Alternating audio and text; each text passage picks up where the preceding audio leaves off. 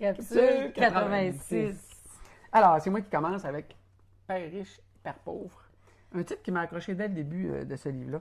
Tu peux pas avoir deux pères. Mais en fait, il y a son père biologique est un père qui est considéré comme pauvre parce qu'il n'avait pas d'éducation financière. Et son père riche, c'est le père d'un ami qui, lui, a bien réussi au niveau financier. Puis c'est la trame un peu du livre. Chose intéressante. L'amour de l'argent est la racine de tous les maux, disait son père pauvre. Le manque d'argent est la racine de tous les maux, disait son père riche. Donc, on voit que c'est la même chose, mais vue d'une façon différente. Ici, je ne peux pas me permettre d'acheter cela, disait son père pauvre. Son père riche, qu'est-ce que je pourrais faire pour pouvoir m'acheter cela? Okay? Intéressant. L'un des pères disait, la raison pour laquelle je ne suis pas riche, c'est que vous êtes là, les enfants. Un peu bizarre. L'autre disait, la raison pourquoi je dois devenir riche, c'est que vous êtes là, les enfants. Donc, ça devenait un élément motivateur. L'un disait, quand il s'agit d'argent, je ne joue pas avec le feu, ne prends pas de risque. Alors que l'autre disait, apprends à gérer le risque. Parce que sans risque, il n'y a pas de gain. L'un croyait que... Non, c'est ça, celui-là, j'ai passé par-dessus. J'en avais un autre. Ah oui, et je finis avec ça. J'ai constaté que mon père pauvre était pauvre non pas à cause du salaire qu'il gagnait, qui était loin d'être négligeable, c'est quand même un prof à l'université. Un prof à l'université, oui. Mais à cause de ses pensées, de ses actions. Et ce petit garçon de 9 ans-là va devenir cet écrivain-là qui a vécu dès son jeune âge le choix à faire entre son père pauvre, les idées de son père pauvre et les idées de son père riche. Fait que c'est la suite. Wow! Ouais. Très intéressant. Intéressant. Ouais. C'est accrocheur, en tout cas. Oui. Eh bien, moi, j'ai commencé un nouveau livre. Oui. Maître de votre temps, maître de votre vie, de Brian Tracy. Alors, nouveau livre, très récent. Non, parce que la gestion 2016. du temps, on a vu déjà. Oui.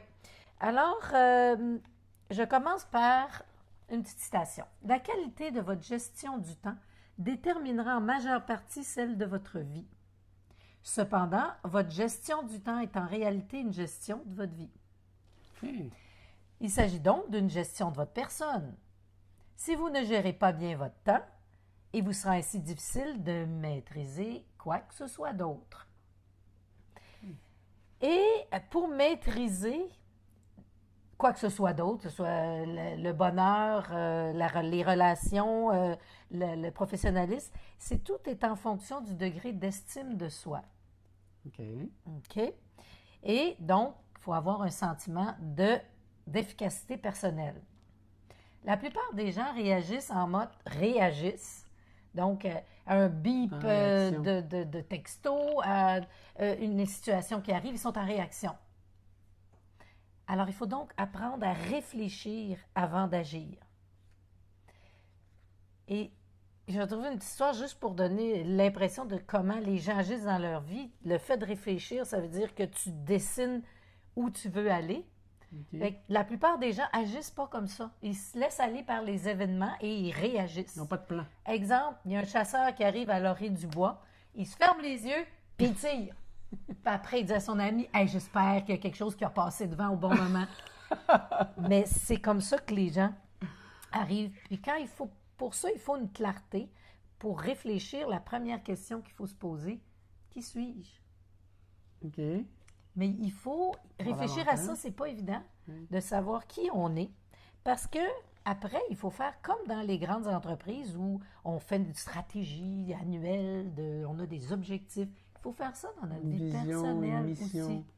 Fait que suite à qui suis-je, ce qu'il faut se poser comme question, c'est où j'en suis rendu dans ma vie, comment je me suis rendu jusqu'ici, jusqu'où j'ai le désir de me rendre et comment je vais aller, où je veux aller. Alors, on va réfléchir là-dessus. Oui. On va se dire à demain. À demain. À demain.